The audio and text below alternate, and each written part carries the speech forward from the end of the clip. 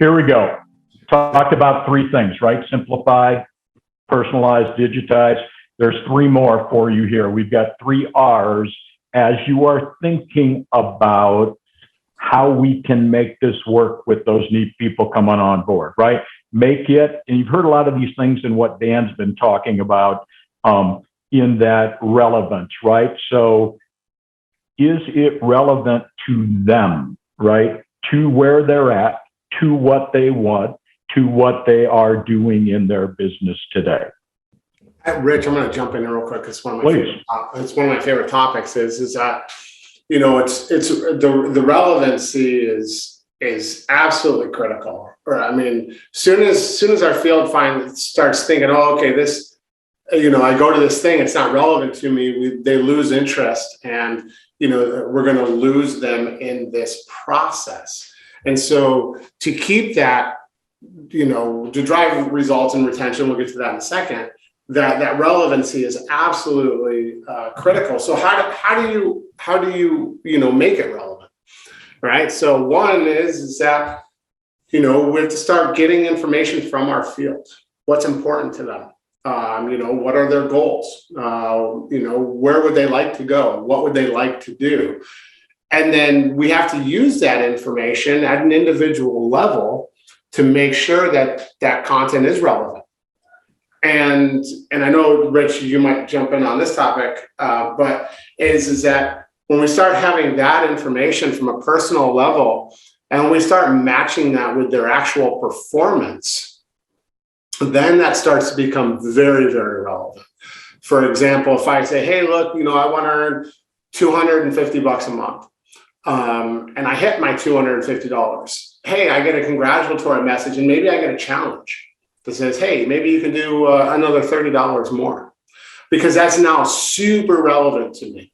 One, I'm congratulated, and two is I'm challenged to do maybe a little bit more because I'm already there. But that content is relevant, very, very, very, very relevant to me, and it's impactful to me at that time. So I just think that when we talk about make sure your technology can automate relevant content, but the question in a lot of cases is how do we know that it's relevant?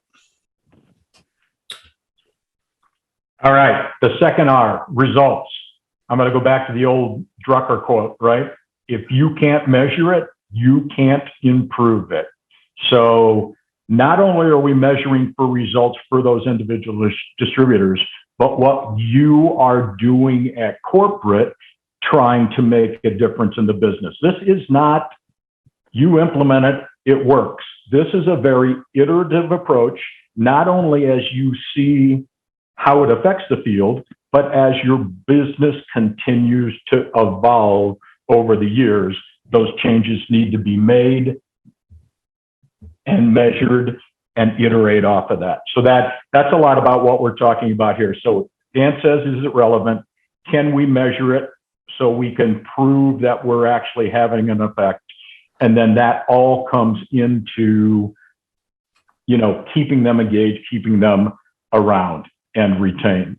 So the thing I forgot to mention, the thing Dan hates in this slide, if you look at the 3 R's for that 90-day, so we're going to talk to you a little bit on our very, very last slide about what happens after 90 days, right?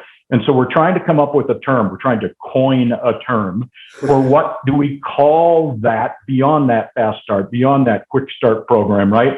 Is it extended onboarding? Is it long onboarding? I personally like the term longboarding, right? I thought Dan and I should have our surfer dude shirts on when we're talking about that. So if any of you have a good term or title for what we should start calling beyond that fast start program, we would love to hear it from you either in the Q&A now in the chat or afterwards as a follow-up, because you're going to hear from us a little bit as we get to the last slide. Yes, we're focused today up to 90, but what do we need to measure after 90? Yeah. So, Rich, will you go back? Sorry. Sure. I just want to kind of touch on something here. I know you mentioned results and make sure a distributor can visualize their progress, but I want to pull back to simplicity. This is one of the things that we're finding is really absolutely critical in that first 48 or first 90 days, actually, is the fact that we need to be able to get into a position where we are only presenting relevant information.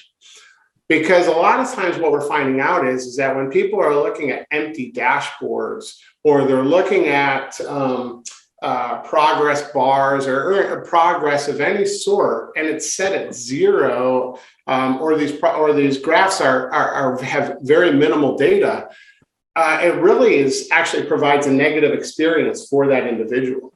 So when we get to simplicity and relevance, we need to make sure that those tie into the results as well, so that each of our consultants are only presented with the necessary data that's important to them at that point in time, so that they're not getting bogged down, or they're not getting negative feelings around the fact of empty data or low progress in things that are not even relevant to them.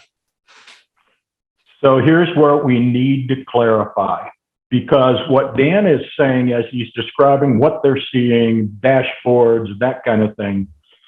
So here's the difference. A lot of distributors today have a wonderful back office they log into, they look at all kinds of information. They still have to figure out what to do. That is the reactive environment of yesteryear. What we are trying to tell you, you need to take those distributors to the proactive. Tap them on the shoulder, tell them, as Dan said, you're at $250 this month. If you go to $280, you're going to get this, or this will happen over the next 12 months. You had these 2 customers who just bought this product. You need to follow up with them about this complementary product. And don't forget, you can't say certain things about this product. So here again, as you hear us talking about delivering that information, it's proactive instead of me having to go into something and figure it out in a reactive way.